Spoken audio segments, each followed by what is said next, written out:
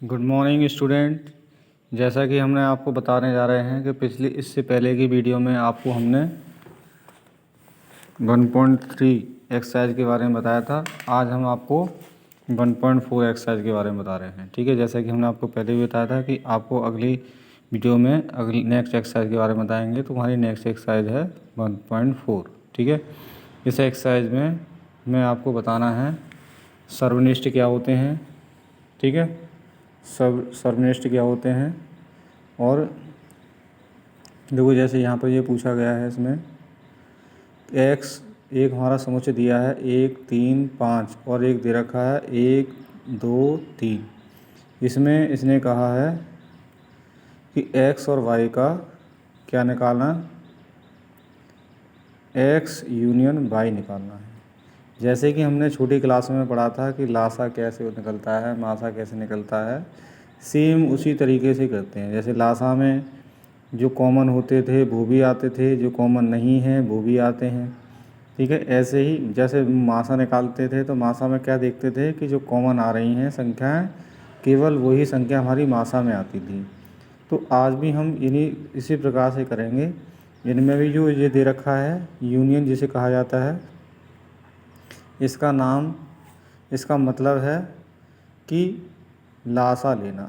लासा का मतलब जैसे कॉमन है वो भी आएंगे, कॉमन नहीं है वो भी आएंगे। तो जैसे हमने एक्स यूनियन वाई लिया है तो एक्स के और वाई के अब जब लिख देंगे तो इसमें देखेंगे कॉमन क्या क्या है। तो देखा हमने 1 और 3 कॉमन है, इसके अलावा 2 इसमें 5 इसमें कॉमन नहीं है, तो वो संख्या भी हमारी आ गई। कॉमन वाली एक बार लिखी जाएंगी और जो नहीं है कॉमन उनको भी लिखा जाएगा। तो ये हमारी क्या है, एक्स और वाई के यूनियन है, मतलब एक तरह का क्या है, लासा है। जैसे हम लासा में कॉमन और जो कॉमन नहीं थे वो भी आते थे, उसी तरीके से यहाँ पर जो कॉमन है वो भी लिए, जो कॉमन नहीं है वो भी ले लिए। तो हमने एक्स यूनियन वाई निकाल लिया है। ठीक है, अब इससे अगला है हमारा ए दिया हुआ है, जिसमें ए में ए ई आई ओ यू दिए हुए हैं और बी का दे रखा है बी ए बी सी। इसमें हमें ए और बी का यूनियन निकालना है। तो देखो हमने ए के और बी के सारे अवयव लिख दिए हैं, फिर जो कॉमन थे उन्हें देख लिया। देखो ए के अलावा कोई दूसरा कॉमन नहीं है तो इसलिए हमने ए को लिखा और जो कॉमन नहीं थे वो सारे आ गए।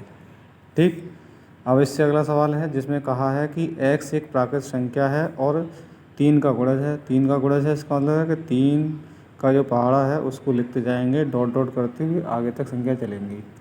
अब इससे इसी प्रकार से हमने क्या किया, इसने कहा अगला वाले जो दिया है, इसने कहा कि x 6 से कम प्राकृतिक संख्या है। तो 6 से कम प्राकृतिक संख्या क्या होंगी, 1 से लेकर 5 तक की प्राकृतिक संख्या होंगी। फिर इसका हमें a और b का क्या निकालना है, a और b का यूनियन निकालना है। ठीक है, तो यूनियन निकालेंगे तो देखो ये a के सारे अवयव लिख देंगे और b के सारे अवयव लिख देंगे।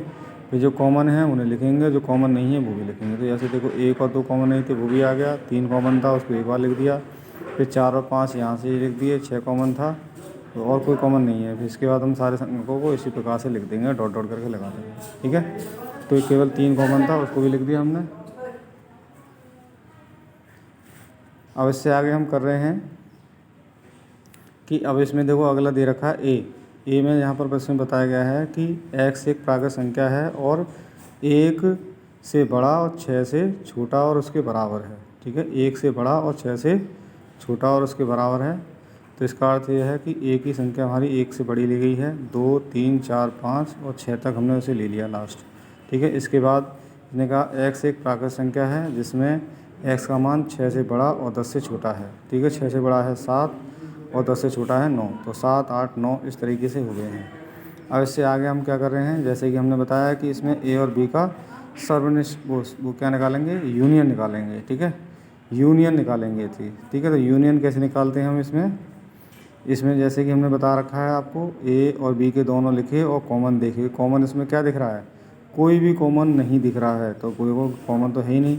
तो हमने बताया था कॉमन आए हो ना हो, लेकिन जो कॉमन नहीं होते वो भी आते हैं, तो जो कॉमन नहीं है वो सब आ जाएंगे इसमें।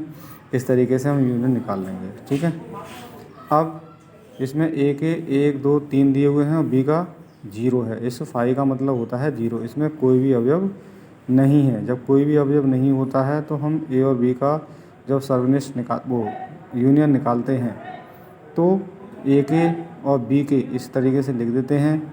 फिर यहाँ पर हमने क्या किया, जैसे कि हम बता रहे हैं कि कॉमन देखना होता है और जो कॉमन नहीं है वो भी देखना होता है। तो इसमें तो 0 है, इसका मतलब इसमें तो कोई है ही नहीं, और इसमें 1 2 3 है, तो ये 1 2 3 ही पूरे आ जाएंगे। ठीक है, अब इसके अलावा आगे देखते हैं। आगे जैसे कि हमने बताया कि इसमें ए में ए कॉमा बी हैं और ए बी सी बी में दे रखे हैं। अब इसने कहा कि हाँ, इसका हम पूछा है कि ए और बी, ए बी का अवयव उप समुच्चय है नहीं है या नहीं। ये जो चिन्ह है ये चिन्ह उप समुच्चय का है। तो ए के दोनों पद इस बी में मिल रहे हैं, इसलिए ए बी का उप समुच्चय है। ठीक है, क्योंकि इसने पूछा था हाँ और ना में जवाब पूछा था तो हमने बता दिया कि हाँ वो है।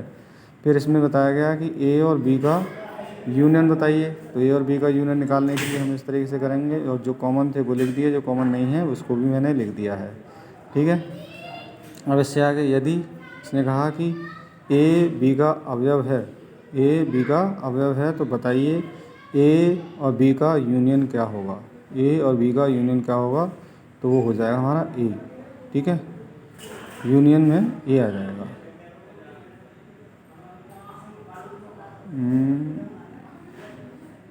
अच्छा देखो, ये जो मान हमारा बी के बराबर आया है, मतलब इसका मतलब ये है कि ये हमारा बी होगा, ए नहीं होगा, बी होगा, क्योंकि बी में बी का है, तो बी के जितने पद होंगे वो सारे इसमें आएंगे। ठीक है, तो बी होगा, ए नहीं होगा।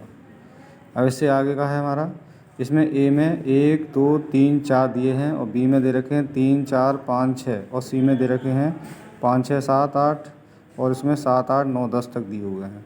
अब इसने कहा कि ए यूनियन बी निकालिए, तो ए के और बी के लिखे और जो कॉमन थे 3 और 4 वो हमने एक बार लिख दिया, जो कॉमन नहीं थे वो भी लिख दिए हैं।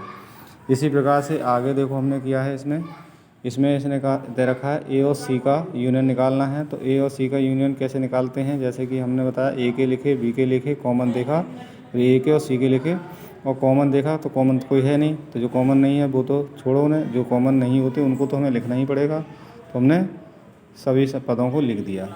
अब इससे आगे देखो बी और सी का यूनियन देखना है, तो बी के और सी के हमने पद देखे और इसमें बी और सी में हमने क्या देखा, 5 और 6 कॉमन है।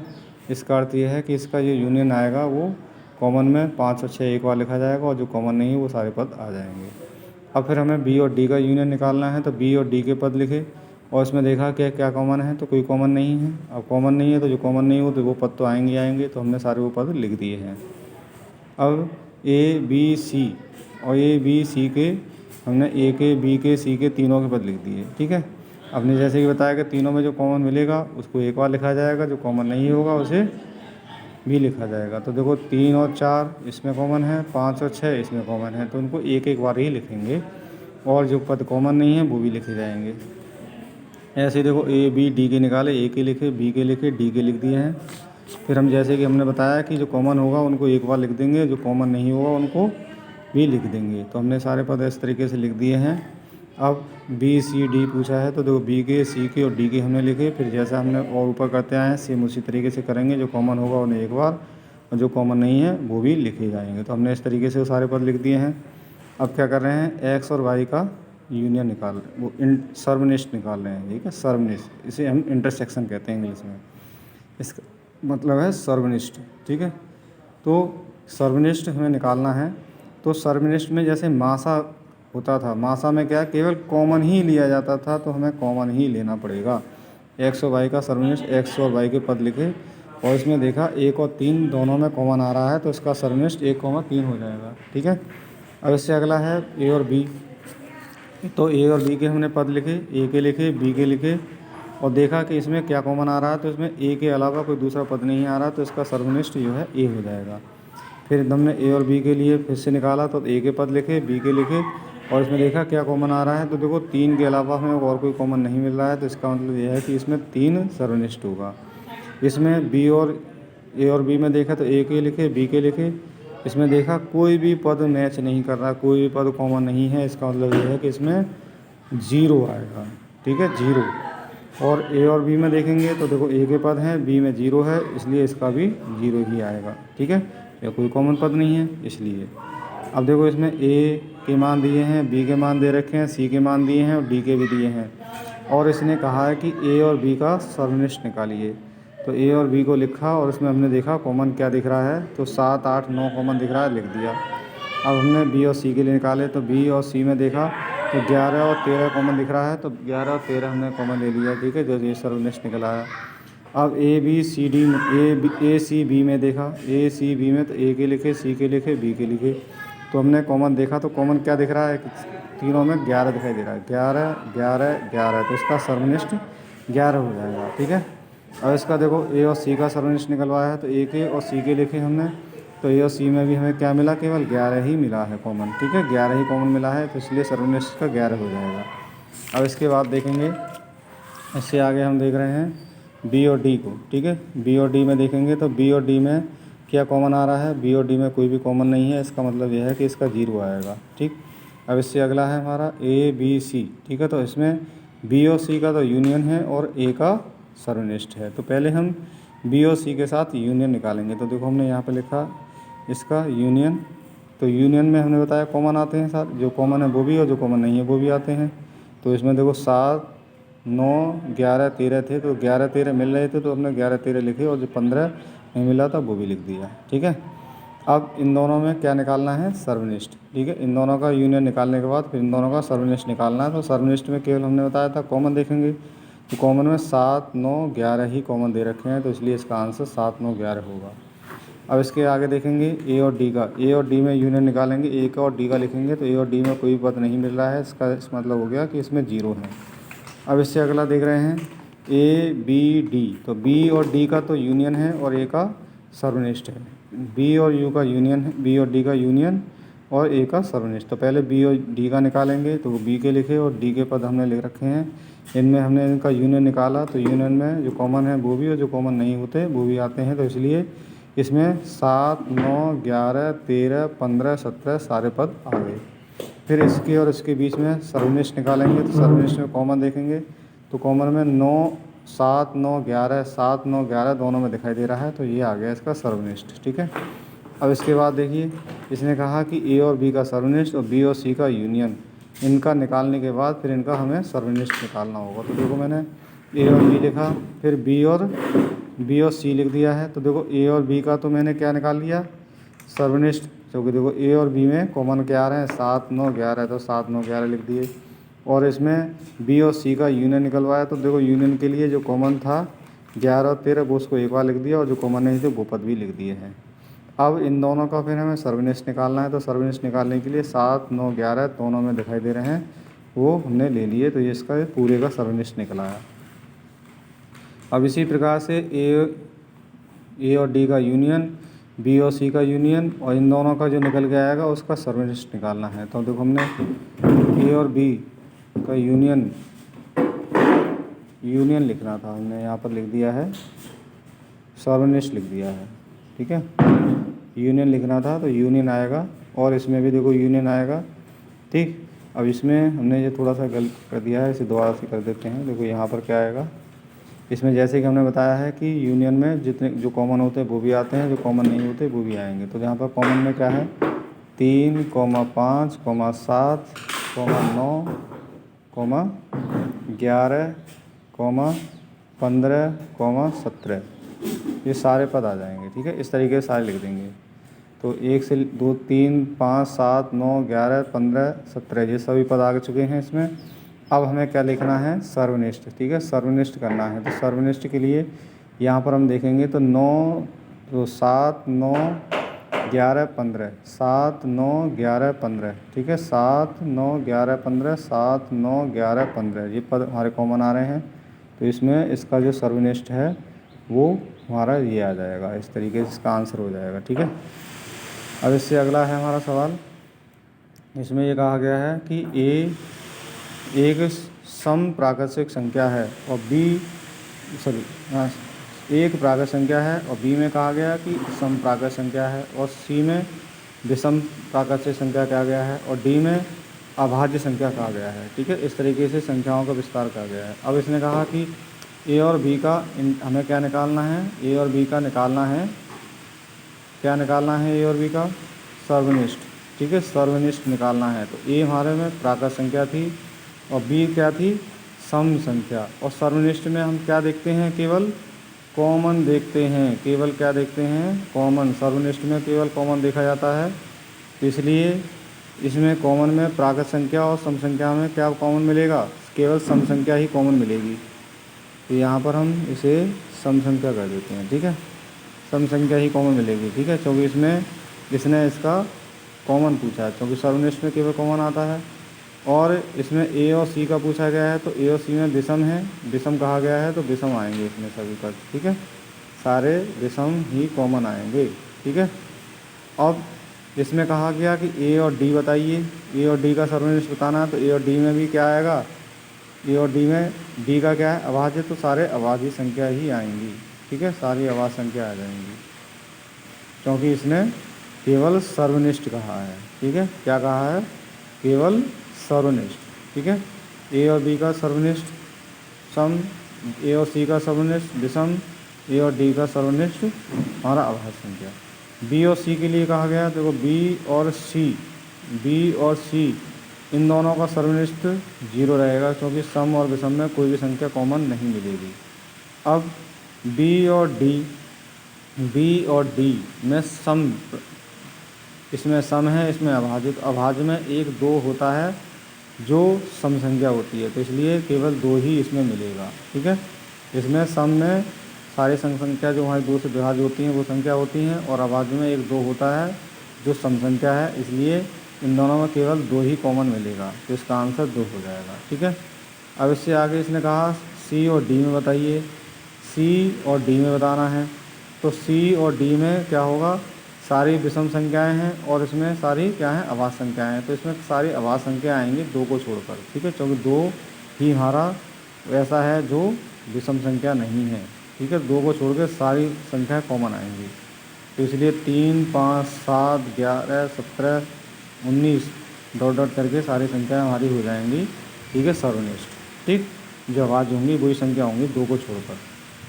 अब इससे अगला सवाल है 8वां। इसमें कहा गया है कि 1 2 3 4 और एक्स एक प्राकृत संख्या है और एक्स का मान 4 से 6 के बीच दिया हुआ है, तो इसमें ये बताना है कि ये संबद्ध है या नहीं है, संबद्ध या असंबद्ध कहा है। संबंध का मतलब है कि इससे कोई संबंध होना चाहिए, मतलब इसका कोई भी अंक इसमें मिलना चाहिए, अगर नहीं मिलता है तो असंबद्ध समुच्चय नहीं है, ठीक है, और है अगर मिलता है तो नहीं है, और नहीं मिलेगा तो होगा। तो जैसे देखो इसमें 4 है, तो इसमें भी देखो 4 मिला है, क्योंकि इसमें भी 4 कहा गया है, और इसमें भी बताया गया कि एक्स का मान 4 के बराबर है, तो इसका मतलब मिल रहा है, तो इसलिए असंबद्ध समुच्चय नहीं है। असंबद्ध समुच्चय का मतलब है कि कोई भी नहीं मिलना चाहिए, कोई भी संबंध नहीं होना चाहिए, जबकि यहाँ संबंध बन रहा है, इसलिए। अब यहाँ पर इसमें कहा गया है ए, इसमें बताया गया है, तो इसमें हमें बताना है कि है कि नहीं। तो देखो यहाँ पर हम देख रहे हैं कि इसमें ई यहाँ पर है और ई यहाँ पर है, इसका मतलब ये है कि असंबद्ध समुच्चय ये भी नहीं है, ठीक है, असंबद्ध समुच्चय नहीं है, क्योंकि इसका भी संबंध बनना है, ठीक।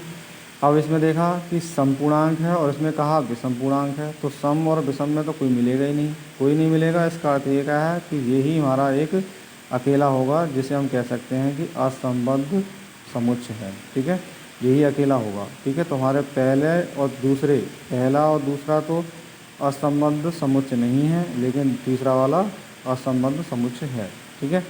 ऐसे अगला क्वेश्चन है हमारा 9, ठीक है। 9 वाले क्वेश्चन में यहाँ पर देखो ए का, बी का, सी का, डी का मान दिया हुआ है।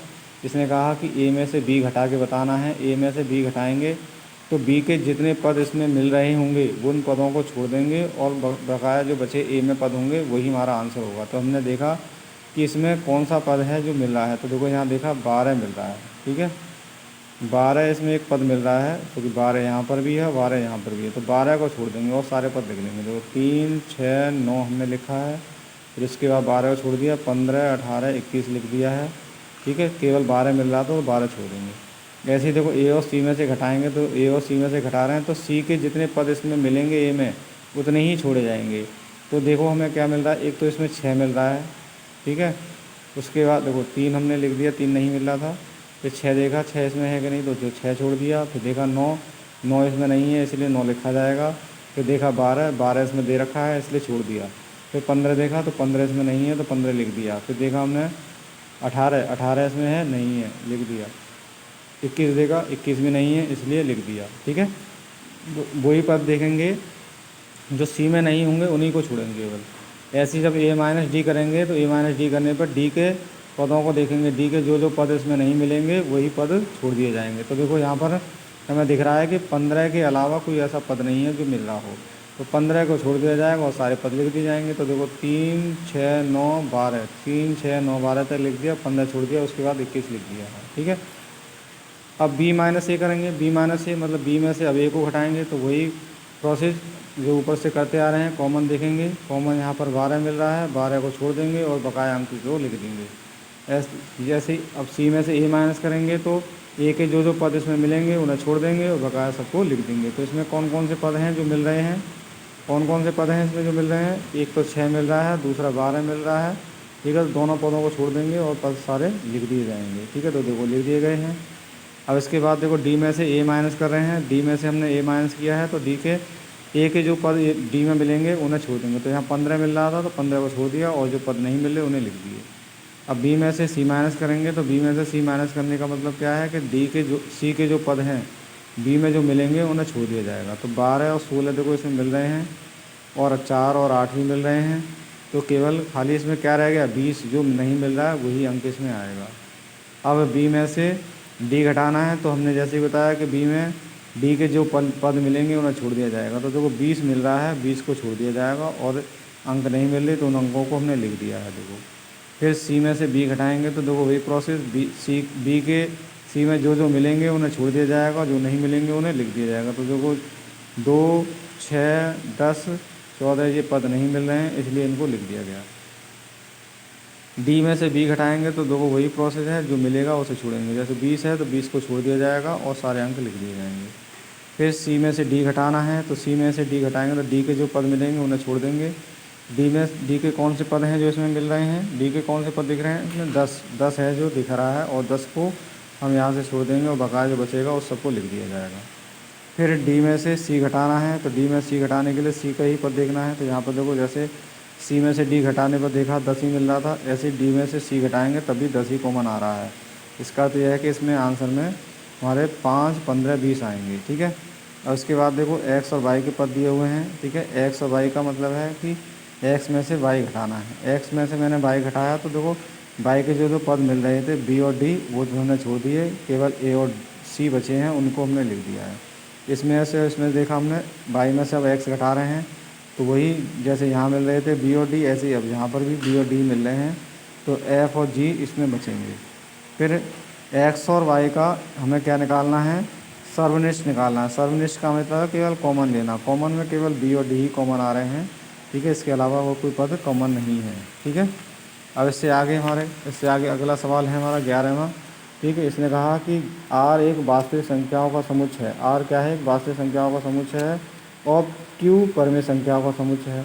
तो आर में से जब क्यू घटाएंगे तो हमारा केवल क्या आएगा? आर ही बचेगा, क्योंकि इसमें ये बताया गया है कि वास्तविक संख्या जो होती हैं वो परिमेय संख्या और अपरिमेय संख्या होती हैं। ठीक है, मतलब परिमेय संख्याओं को हम वास्तविक संख्या कह सकते हैं और अपरिमेय संख्याओं को भी वास्तविक संख्या कहेंगे।